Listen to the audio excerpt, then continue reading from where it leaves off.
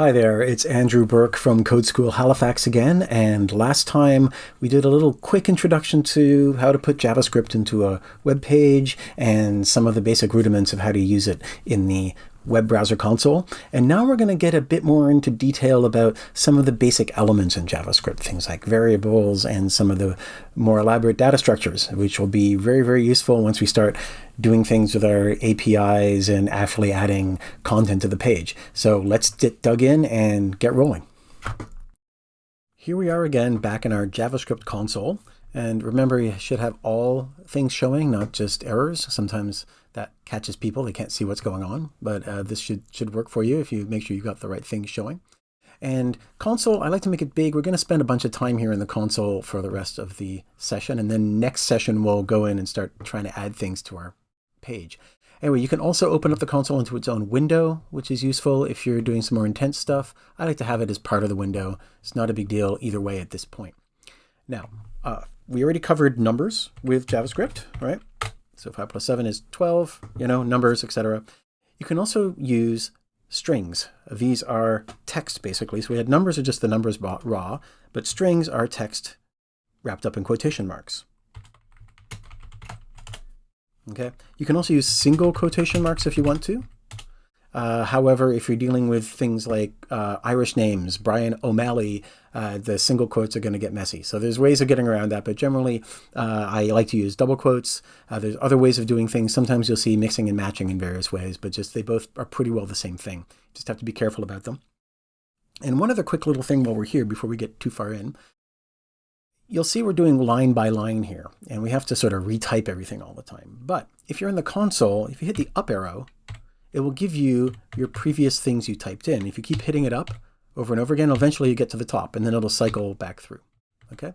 It'll go back through some of the history. Even if you've reloaded the page, it'll still sometimes go back. So there you go. You can see, and which is handy if you're doing something like, okay, now I want to console log our string. There's our hello world. See now, and then we can change these to double quotes if we want.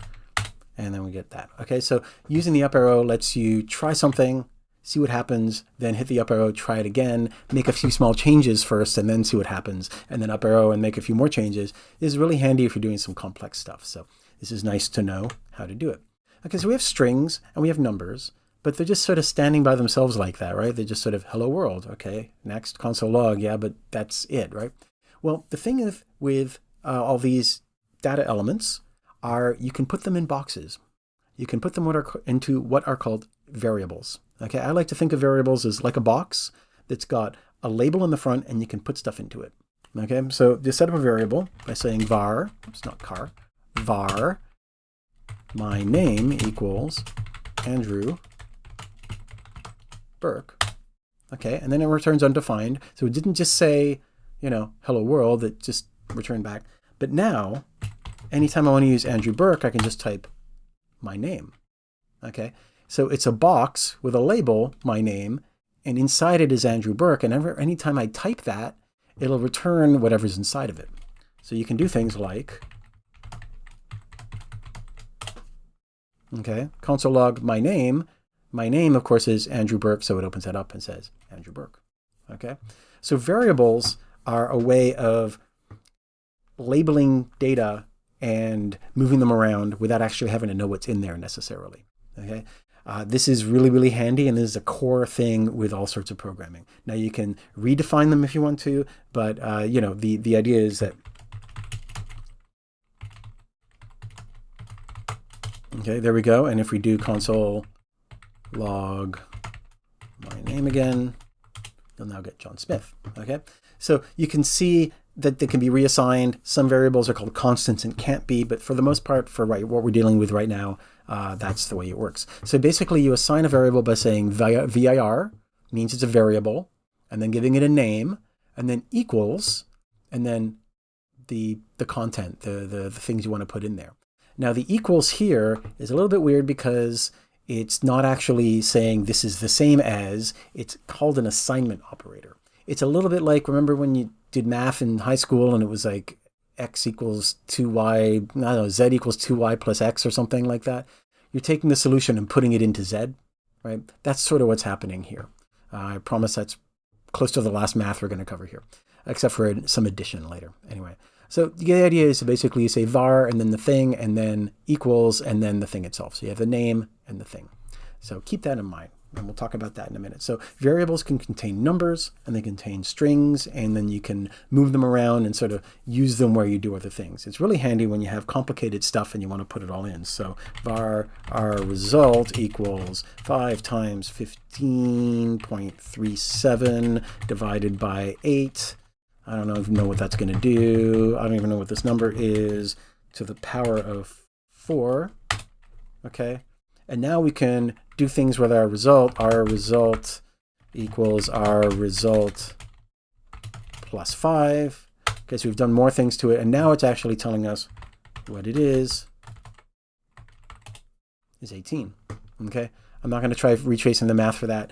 One thing to note is sometimes it will round things down to the nearest straight up number without fractions. Occasionally, you'll see that happen. Don't worry about it. When you're worrying about that with math, we'll get to that. Anyhow, everything in this is mostly going to be whole numbers for now. So you get the idea. You have your results. You can do things with them. You can put them in a box, do other things to them, and output them, etc. Okay? Now that is, we have strings and we have numbers, and those are the two main things. So strings are collections of text in quotation marks.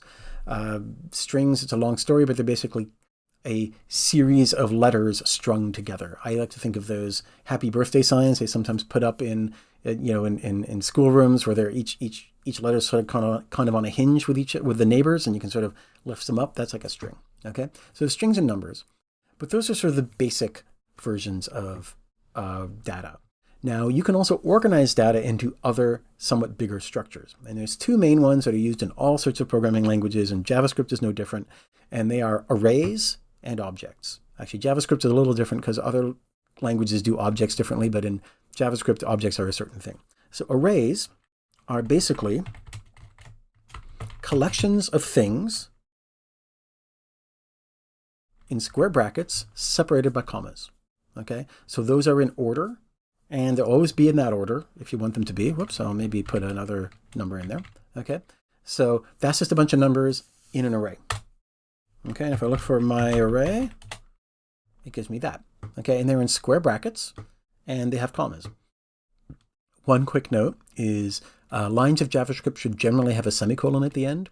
It doesn't matter that much at this point when we're just doing line by line, but when you start building more elaborate JavaScript, it's a good idea to remember your semicolons. I haven't done it everywhere here, but I sort of get by habit, I put it in there. Okay, so you can do a series of numbers. Let's actually do another thing with my array equals Joe, Mary, Simon, Bruce. Okay, so those are 4 names. Now, those are going to be in order, okay? And you can access any of those at any time by asking it which one you want. So my array 2, okay, in square brackets. So when you put this in, when you have the name of the variable, okay, and then in square brackets right afterwards with nothing in between, a number, that'll get that element out of the array. Okay, so it gets us Simon, which is the 3rd element, but it's item number 2. What? Okay, this is the number one confusing thing for new programmers, and I apologize on behalf of everyone who has to teach this. For various complicated reasons and historical precedent, and now that so many things have been built this way, it's hard to change it. Arrays are set up to start from 0 and then go to 1 minus the number of elements. So 0 is Joe, 1 is Mary, 2 is Simon, and 3 is Bruce. So we go my array 0, it's Joe. See? My array 3 is Bruce. My array 4 is undefined. Okay? So that is unfortunately how that works. You'll mess this up. I still mess this up occasionally. That's okay. It's part of the programming experience, is you will end up getting a little bit confused at first. We're not going to be doing too much accessing array elements specifically as we get through. We're going to be doing some stuff later, but we'll get to that. And we'll show you how to loop through things without having to actually count. Okay, so there we go. So that's an array. And you can add things to arrays as well. You can just simply add them right there by saying item number 4 should be Wesley. Okay, and then if you look at for my array, Okay, we've got Wesley at the end. If you add more than, like, if we added 10 now, it would sort of give a bunch of blanks and then they'd be undefined and then with 10 at the end. It's probably not a good idea to try to guess by numbers, but you can also do push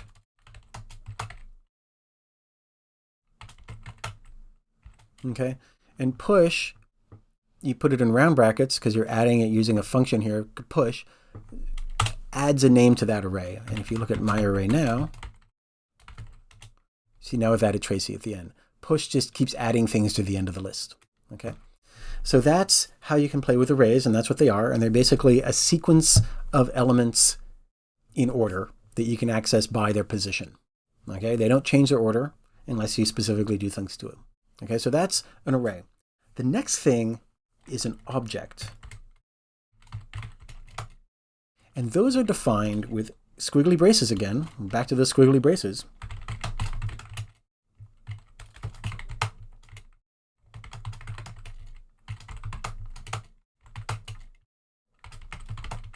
Okay, and if you look at my object, there it is. Okay, so it is a, once again, var, my object equals, and then in squiggly braces, we have a collection of keys and values separated by commas. So here's a key, here's a value, here's a comma, here's a key, here's another value, here's a comma, here's a key, here's a value. So they have the key and a colon, and then the value, which is just a variable declaration, or, you know, a string or a number or whatever, and a comma. Now this might look a little bit like CSS, huh? It's got squiggly brackets and things are separated with keys and values. Yep, that's not entirely a coincidence, but don't get too worked up about that yet. Anyway, so you can see here keys and values. Okay, and if you want to get these out, you can simply go dot and then the key that you want to have. So last name. Okay, Burke. Right. Now you'll notice as I'm typing, it's trying to guess what I'm trying to do. And so it's giving me a bunch of options. So job right there. So just like Visual Studio Code, your console is actually smart and knows what's going on and will give you suggestions. It's like the paperclip from Microsoft Office back in the day, Clippy, but somewhat more useful. Anyway, so there you go. And that is an object. Now you can't loop through elements in the object in quite the same way. You can't guarantee they're going to be in the same order, but you can get things by their key. You can also get things by key by doing this instead. It's square brackets and it's a string version of the key, but sometimes that's more useful. Anyway, so that's objects and that's arrays.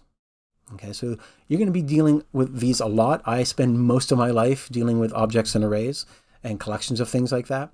And you can also have arrays that consist of objects, and you can have objects where some of the values are also arrays. So it gets kind of hairy, and we're going to be seeing a lot more of that as we start getting more dug into JavaScript. And it would all make much more sense once you get the hang of it. So just wanted to show you this so you can see this and understand a little bit of what it is. And there we go. So that is objects and arrays. And that is ways of taking a bunch of values and collecting them up and putting them inside something you've given it a name. Okay. You can also do that not just with data, but with functionality. So remember, JavaScript is a bunch of things you do. And it's kind of repetitive to have to tell it to do the same things over and over and over again by typing it over and over and over again. So we have console log, hi, Bruce.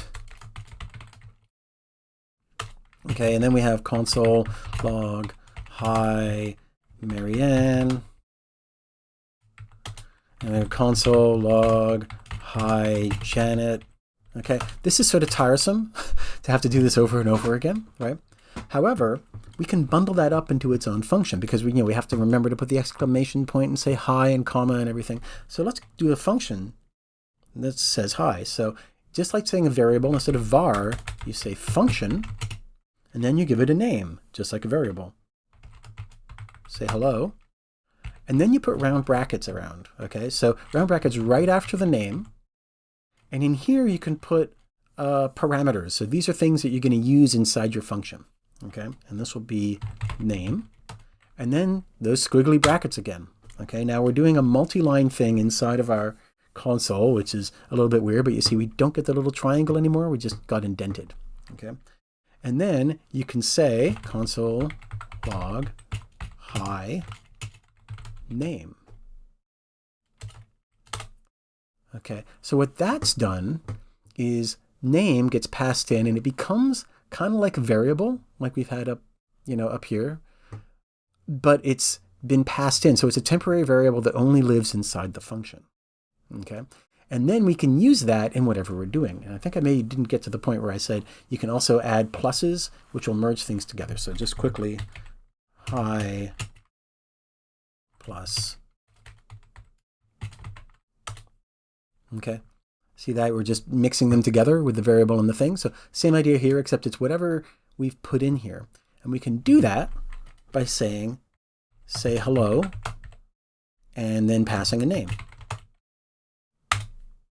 And it says, hi, Andrew. We can do that again. We say hello, Janet, and it says, hi, Janet.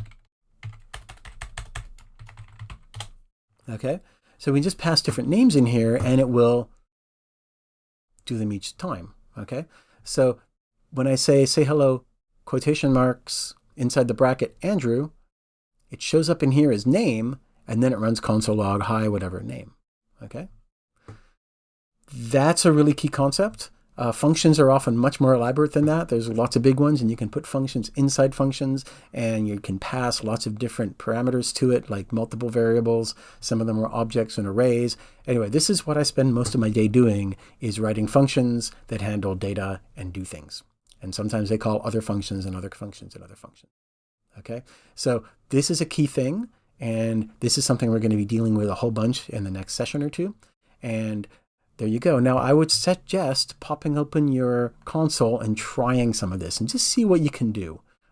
Put a few things together, set up some variables, set up some functions. And like I said, if it becomes a horrible mess, just hit reload and it resets it. Quit your browser, start it again, and you're back in a clean slate. And it's a really fun way to sort of get the hang of how these things work. And it's a really good thing to, you only really get the hang of this by practicing. So feel free to practice a bunch and see how you do. All right. And next time, we're going to start putting things back into our pages. We're going to go back to our page and start actually doing things to it. All right.